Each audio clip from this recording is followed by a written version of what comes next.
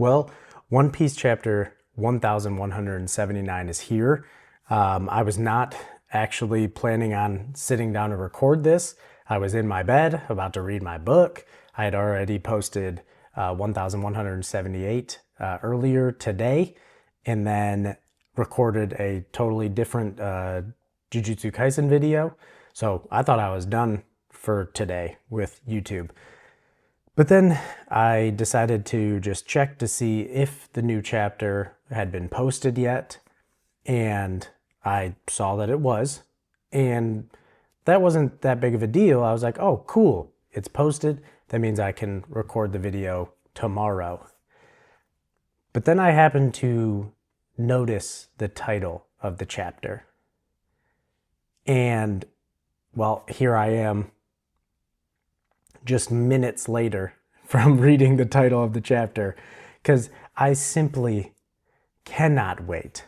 Because as I'm sure if you're watching this, you guys already know what this chapter is titled, and most likely you have already read it, which I have not yet. So the title of the chapter is Nerona Imu Descends. I'm almost a little bit at a loss for words at the moment. From the title, this would lead me to believe that we are actually going to get the reveal of Imu. And you may say, well, that's not that surprising considering where we left off last chapter with Imu telling the Gorosei that they are going to they're going to go on a little stroll, they're going to head out for a little while. But Oda also loves to do that, where he drops a bomb on us like that, and then the next chapter, we cut away. Or it's even more of, dangling the carrot in front of us. But when I read this title for this chapter, this is the type of title that says, no, we are getting their reveal. We are finally seeing them.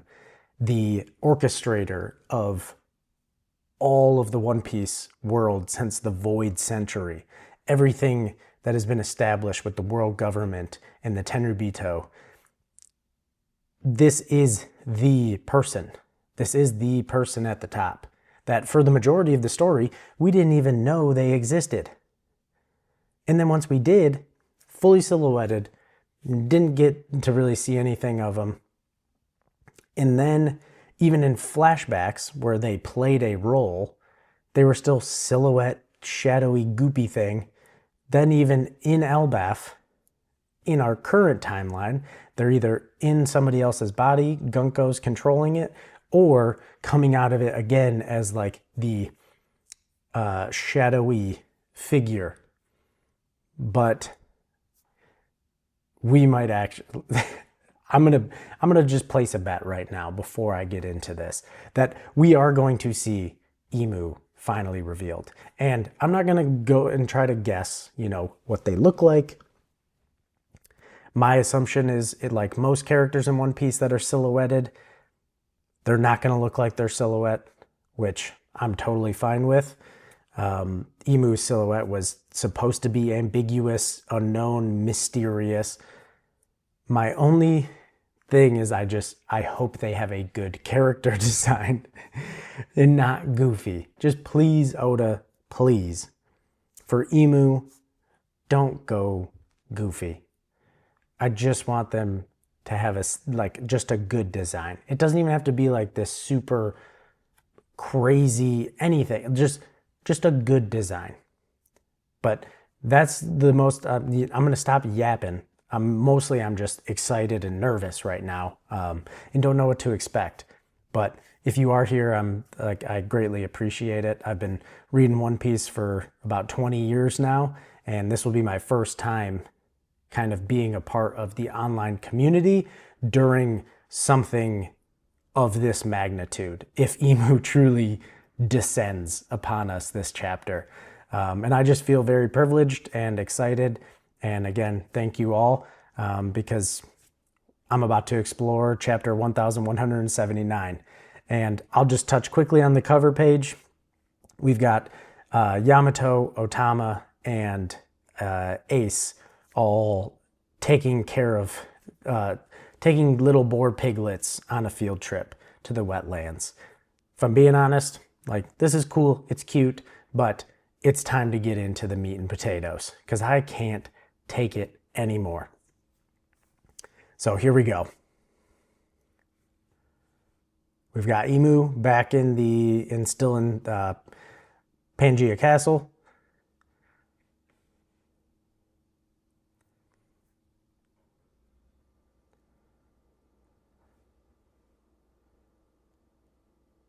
They're tweaking. The Gorosei are tweaking right now. They're like, did we hear you correctly? Like, surely you don't intend to actually go to Elbaf. Like, for you to descend into the lower realm, like, this is unthinkable. And I will note here that Garling is not present in the Room of Authority. He's one of the Gorosei now, but he is not with his fellow compatriots in that room. So who knows what Garling is up to? Oh, and all I had to do was scroll a little bit because here he comes.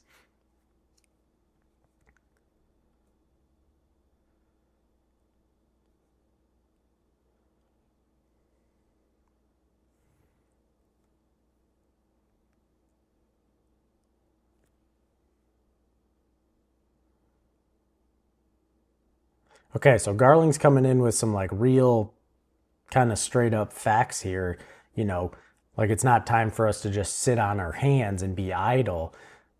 We have to, like, we can't defend it under these conditions.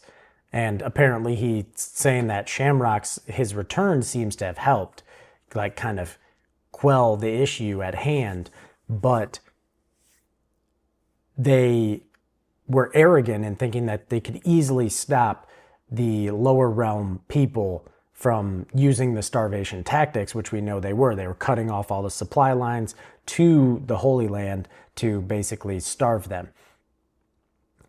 And he's saying that their top priority should be rallying their military might needed to assert global dominance. Which, I mean, hey, like, that actually seems pretty accurate.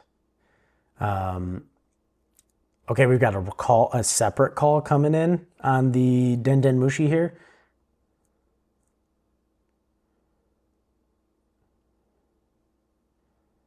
Someone's complaining that they're not having food.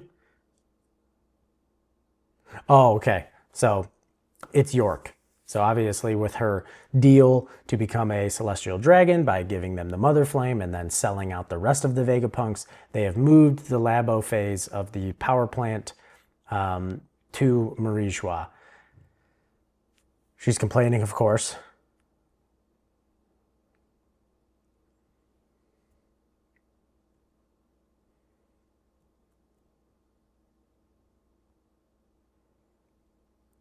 Of course, York being the, personality of greed, we know she's starving. She eats all the time and eats a vast quantity. And right now they have a food shortage. So she's actually really going through it now. Not how she thought her little plan of being a celestial dragon was going to work out. I mean, she basically had the perfect setup on Egghead. So, I mean, she's a bit foolish for going down that road anyways. But Garling here is actually basically saying that this deadlock they're in, the thing that could break it is actually the Mother Flame. So telling her to hurry up and produce energy.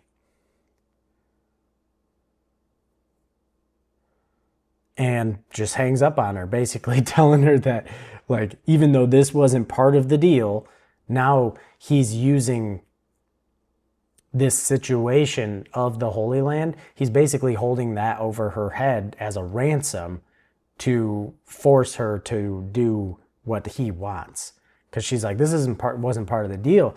But he's like, well, some, might even say that the original Vegapunk is aligned with the rebellion that's happening. So consider this your penance, your repayment to us. Okay, here we go. attributing most of the disasters that are befalling them one after another to Nika resurfacing, obviously, from when Luffy awakened in Wano.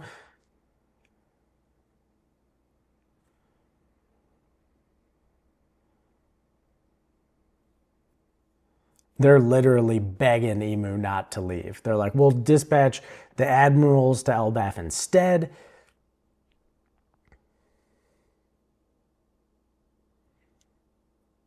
Okay, and we have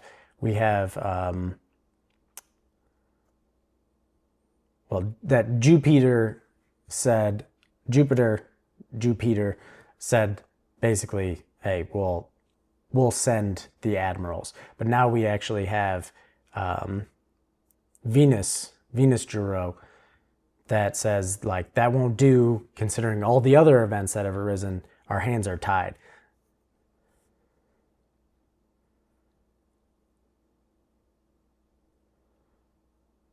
Okay, Imu speaking again because Workery kind of tries to speak up.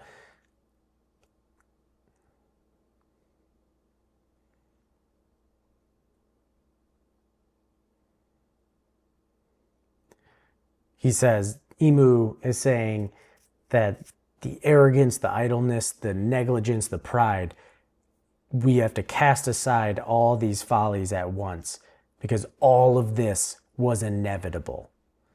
And we get a Imu thinking back on rocks saying, I'll be back. Then we get Roger.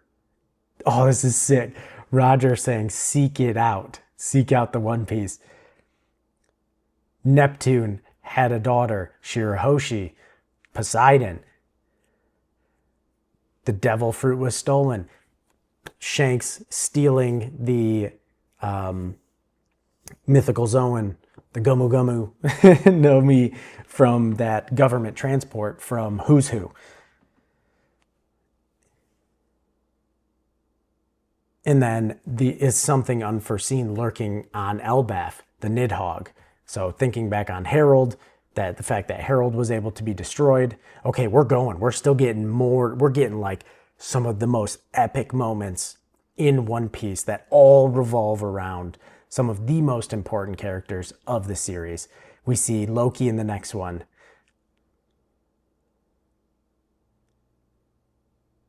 Talking about that they have intel on the fog ship's captain, which is what Imu brought up last chapter, that they were out there in the fog destroying government asset ships. His name is Loki. He's Harold's son. We have Old Man Whitebeard standing tall, missing part of his entire head from Akainu. Why would Whitebeard protect that young man? Who is he? Monkey D. Luffy. And that one, Marshall D. Teach. Then we've got Cobra here, Nefertari D. Lily, that moment before he is executed.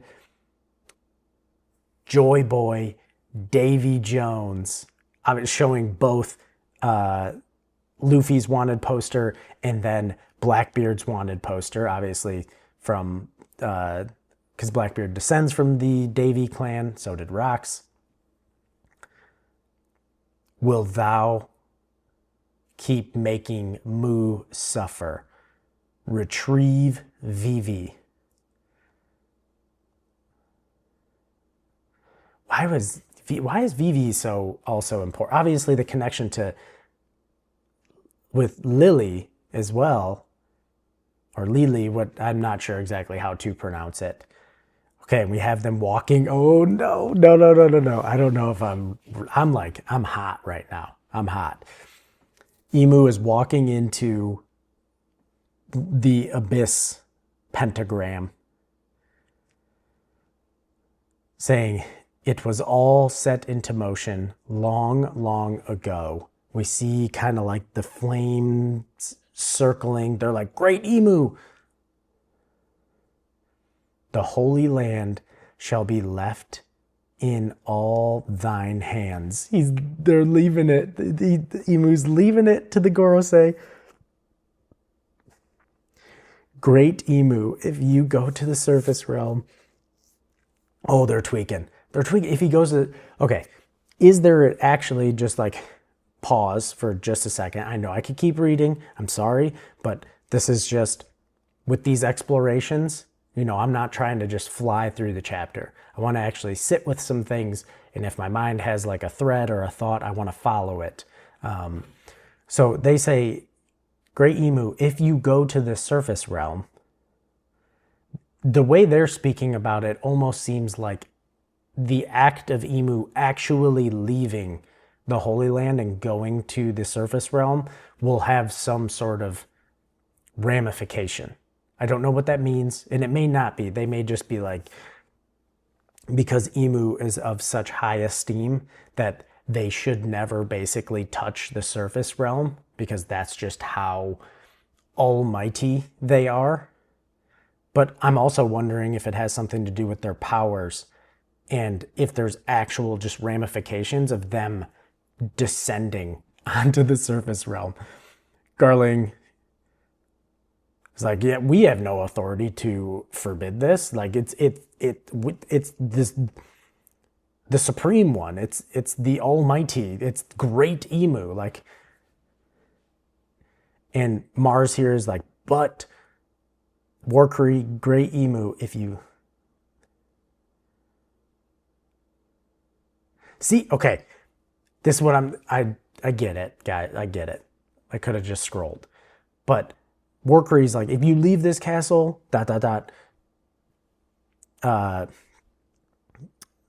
Venus, Juro is, like, it's not our place to question this. But then Jupiter says the Great One is fully aware of the consequences. The consequences, again, the consequences, ramifications.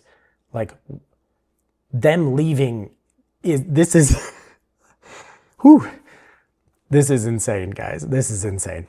Okay. No one can stop them. Whoosh. Oh no, this is, guys, I'm like scared. I'm scared to scroll. I'm scared. This is, this is insanity. Okay, the Emu is gone. They went through the abyss. Elbeth, New World. Oh gosh, I'm so nervous. Okay, West Village, Realm of the Sun. Gerd here is coming to talk to Haruden and Stanson.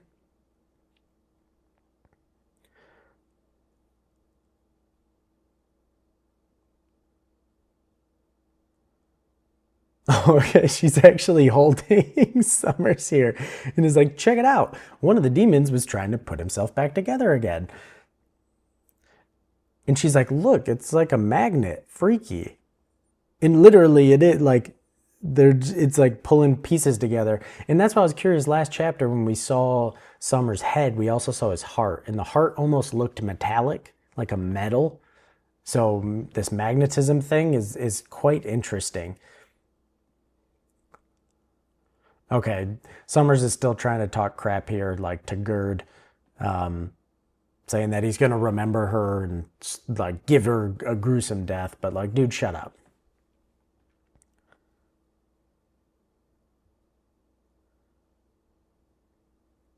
Okay, and he's got his heart. Zoro's looking at it like, Yes, okay, a steel heart, metal. I just said that. I mean, it was fairly obvious from the visual we received last chapter, but that's super interesting.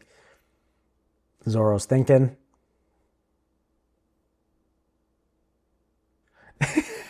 Zoro's like, if I destroyed this, would he still be able to patch himself back up? And literally Summer's face is pure terror. He's like, gasp. So obviously by his reaction, that would indicate that if you destroy their steel heart, that finishes them off for good. So it seems like you can, for the Holy Knights, you can stifle their regeneration with using Conqueror's Haki infused attacks, because it's different from like the Domi Reversi, but it would seem you can stifle their regenerations with Conqueror's Haki, and it would seem to be able to actually put them down for good. You have to destroy their Steel Heart, which is why I'm assuming that Loki's attack on Herald, because at that point Herald was a Holy Knight, that attack with Ragnir and the lightning was enough to, you see as Herald's entire torso basically gets just eviscerated. So that would presumably his Steel Heart as well.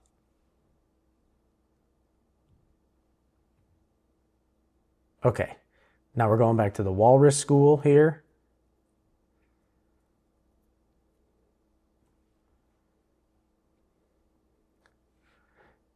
Okay, we're with Brooke and Usopp.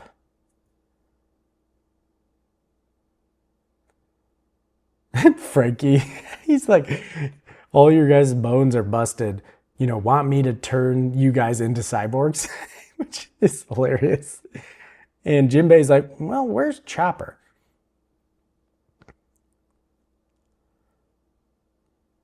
Okay, now we've got Killingham here. Same thing, pieced apart, hanging up from the tree. And he's yelling at Sanji like, I will not forget your name. You better remember mine. And Sanji's like, I already forgot. Just smoking his cigarette. I love it. I love when Sanji is just indifferent to these people yelling at him in his face. And then we get looks like, yep, a little snippet here of Gunko frozen in the Nibelheim giant ice block. Okay, now we've got Loki here. Looks to be Lilith.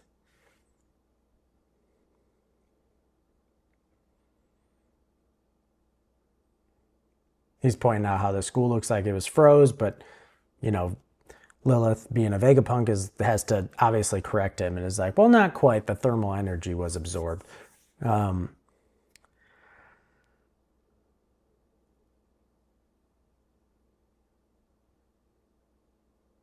Okay, so they came to this. Okay.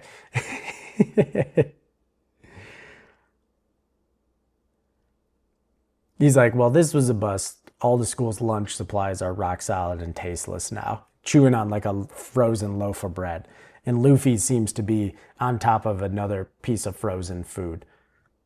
Because obviously Luffy from Gear 5 is totally burnt out. He needs to regain his stamina. And Luffy always, that is the way to regain stamina for Luffy and a lot of characters in One Piece, is to just simply eat some food.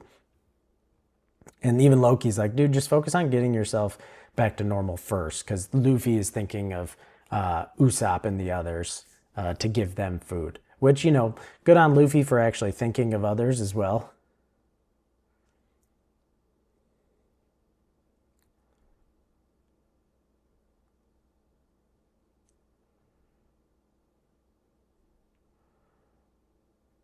Okay. Okay, so Luffy's asking if the person Loki froze earlier, if they're dead. But apparently with Nibelheim, because they were flash frozen, they won't die. I mean, presumably left there long enough, wouldn't they? But I guess not immediately. And he says that that's interesting, that they can only be thawed out by Ragnir here, by Ratatoskr. So they won't be able to escape. So that's interesting. So apparently the only thing that can thaw out Ragnir's ice is Ragnir itself, which is super busted if that's the truth. Like, can heat-based attacks not melt through it? It's very, like, that's just got me thinking. I don't know if he means that literally or not. But we've got Nami here, just having Zeus, you know, continue reigning. Oh, no. Oh, no.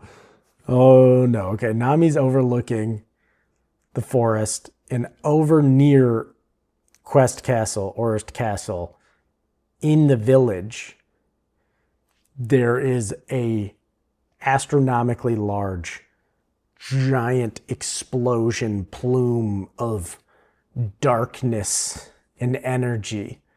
Obviously this has to do with Emu. So there's one right there. What? The black, okay, so they're saying like the black smoke looks weird. Wait a second.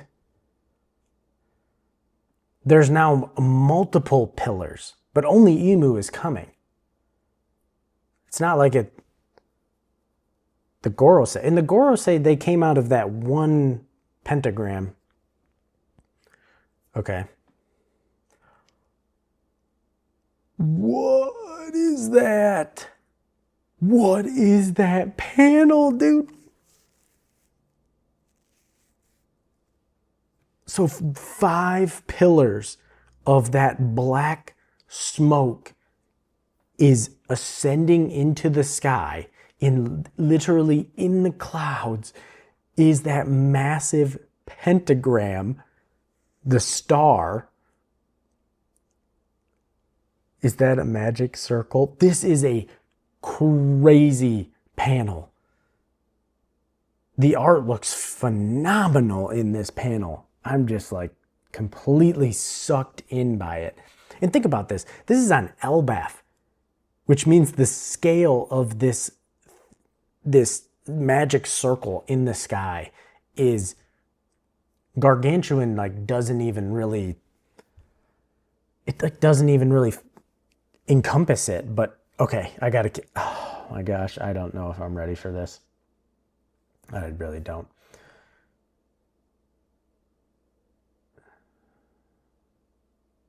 Okay, we got Nami. Here comes Frankie and Sanji. She's calling everybody. Sanji's like, I'm right by your side, Nami-san, with the hearts and everything. Zoom with music notes is like playing.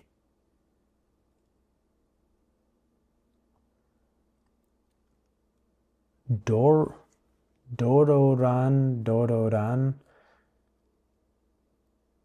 The houses are like looking like demons, like shadowy. They're like evil homies all of a sudden. Wait a second. Is this okay? It's playing like a song. Is this like an inverse of the Drums of Liberation? What is this? Do. No, do. The forest, you got the trees. Now we got Bororo. Cough, doom.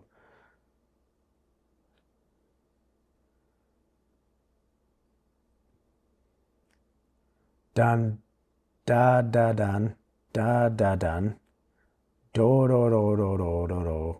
Ro. I can't even, I'm like trying to read it and trying to come up with a, like a sound or a song, but we gotta wait for this to be animated. I don't know what this is gonna sound like. Dude, this is crazy. And then in Orist Castle, the main black lightning fire bolt comes raining down. Clearly, oh my gosh, I can't. Whew. I've never experienced like I want to turn the next page, but then I don't want to turn the next page. Oda is doing a masterful job of building the tension around this moment. So that comes down and we have Conqueror's Haki bolts flying, knocking children out. Didn't knock out Gerd, Haruden, Chopper, Zoro. They're obviously pointing out the fact that it's Conqueror's Haki. Okay, Luffy and Loki sense it. Loki's like, hey, it's coming from the castle.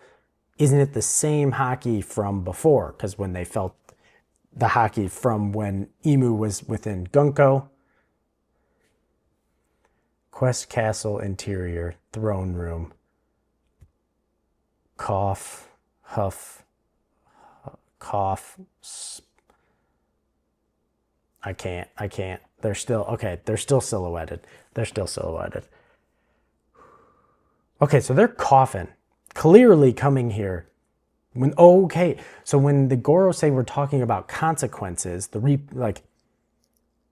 repercussions, it actually seems to be consequences for Emu themselves descending. Like almost like they are prohibited from being on the surface. They're literally coughing up blood. Oh my gosh, and then we got some like wings sprouting out of their back, and more lightning Conqueror's hockey bolts going off, and then literally an explosion blowing up a large portion of Orr's Quest Castle. And we've got Yarul, Dory, and Brogy saying, "Who is that?" Oh my God. Okay. I haven't scrolled yet, but they're saying, "Who is that?" Which means which means on this next page should be Emu. Should be Nerona Emu. Okay, I can do it, guys. I can do it. You guys all did it. I can do it too. Okay, I'm trying. I'm gonna block the left. I'm gonna block the left hand of the screen. I'm blocking it. I cannot see them. Okay, so the sky is like clearing up. The evil homies are still about. We've got Killingham here, like tweaking the Great One. And then we've got Summers saying, "Don't tell me." He came here in person. He.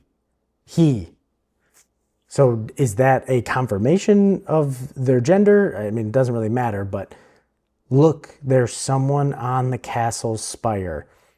Okay, it's time. I'm covering it still.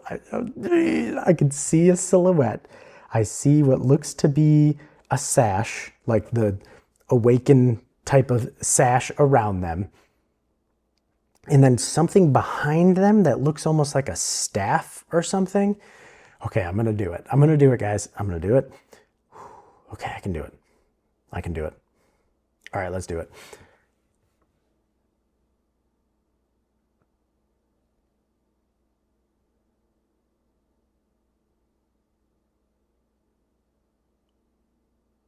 Ooh. What? Oh my gosh. I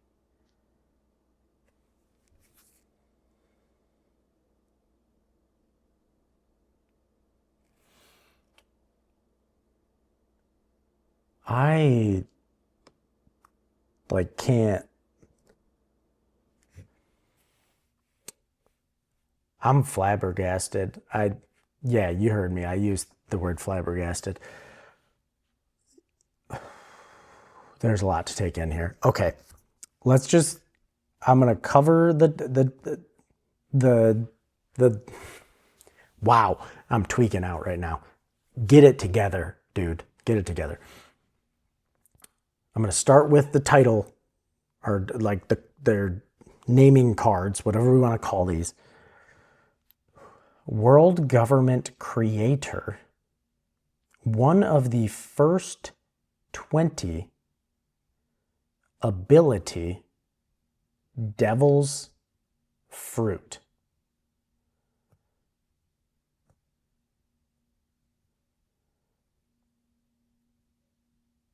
Devil's Fruit. Okay, World Government Creator. We did know that.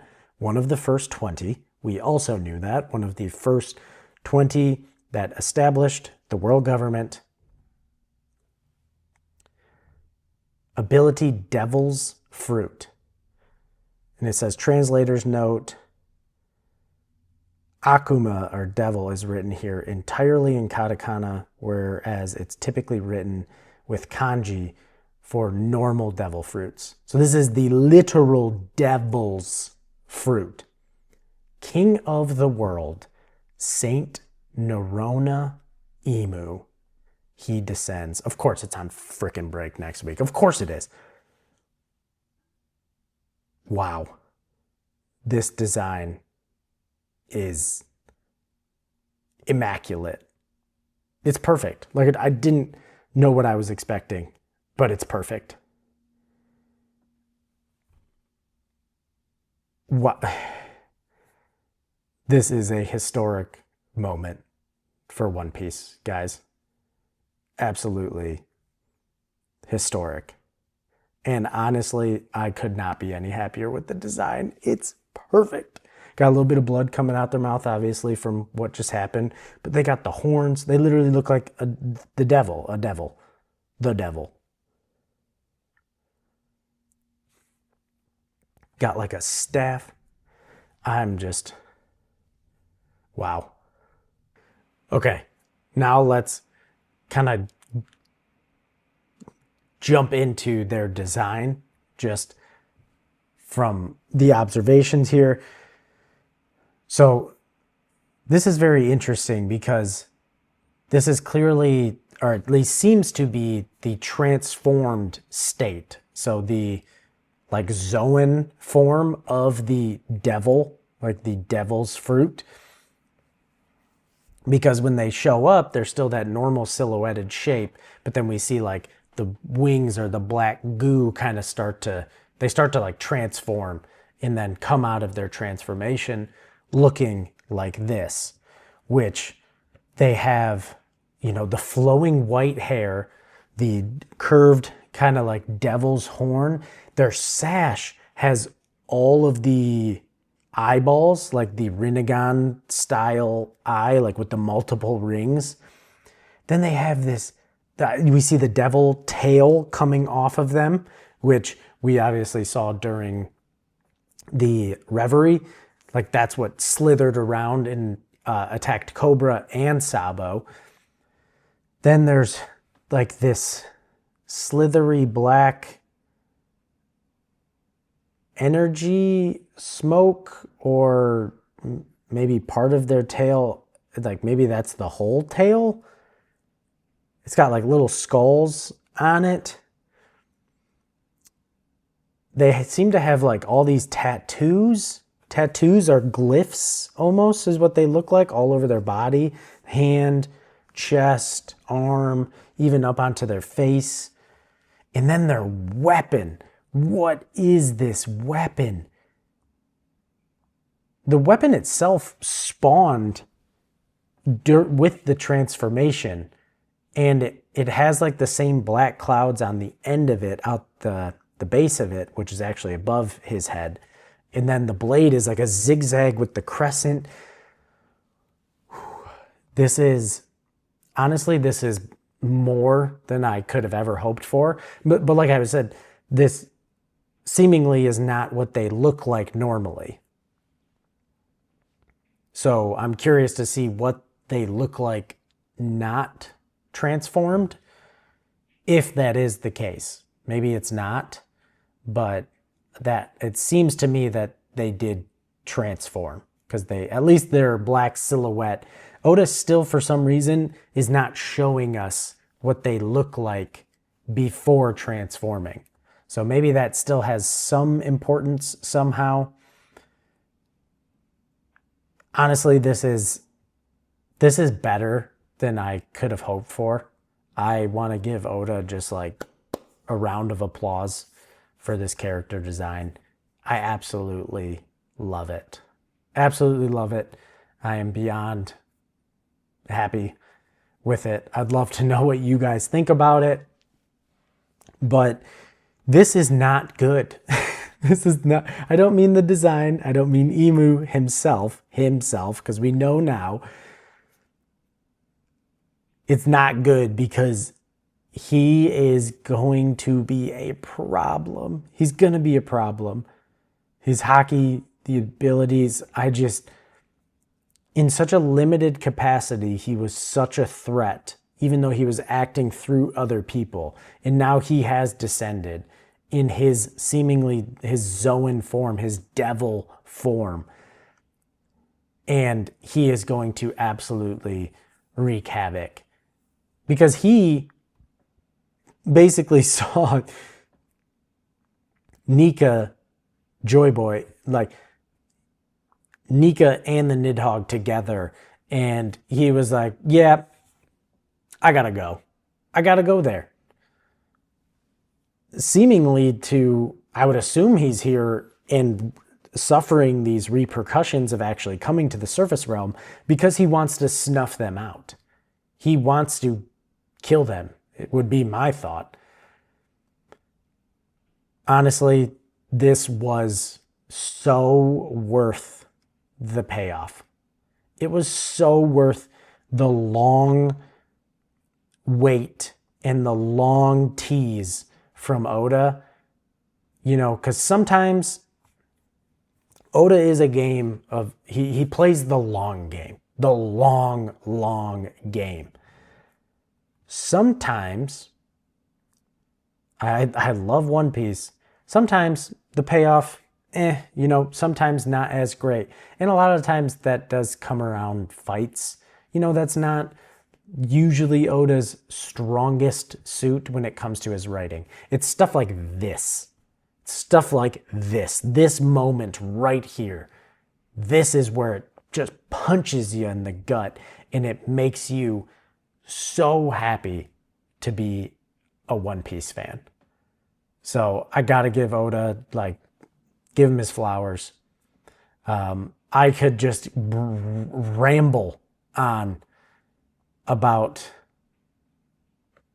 Imu's design forever, but I'm not going to do that. I think I don't even know what to think. I'm sorry, but I would love to know what all of you think regarding Imu's descend to the surface realm, their character design. And seemingly this is very interesting to me because it kind of just makes me think about the mural. And if we're to believe that the image on the very left hand of the mural of like the giant devil thing being Imu, because they're all united against him, against Imu, that like, it just makes me curious because does he have like a different form? Like a form that does not look humanoid and looks full ginormous devil? Because Luffy, when he transforms into Nika, that's the awakening of his fruit. And he, even in giant, he can become giant, but like he still looks the same. Whereas this is the transformation for Imu. Is there an even like a different form, like a full, because the weird part about Luffy in the human fruit model Nika is that the Zoan portion of it is it's a human. It's the human fruit. So their Zoan form is still the same. Whereas this one is the devil's fruit, meaning the Zoan form would be a full devil, and this would be the hybrid form between human and devil, which would make a lot of sense. But I'd love to hear what you guys have to think of, like what you think about it. I love this chapter. I am 100% going to reread this probably a few times. It makes me really think, why is there a drawback to Imu descending? Like, I mean, they're coughing up blood seemingly in actual pain. But they deemed it worthy enough. That's why having Nika and Nidhogg here, I think it's really bad for our guys because they deemed it worthy enough to descend and take that damage and the repercussions for coming here. But why is there repercussions? Like, is there some sort of contract or deal or scenario that happened from the Void Century that basically they have to stay in the Holy Land or else they incur some sort of penalty, and that's why they built the world government, so that they could still rule without actually having to actively participate. That's kind of where my thoughts go, but I could ramble on all night about this.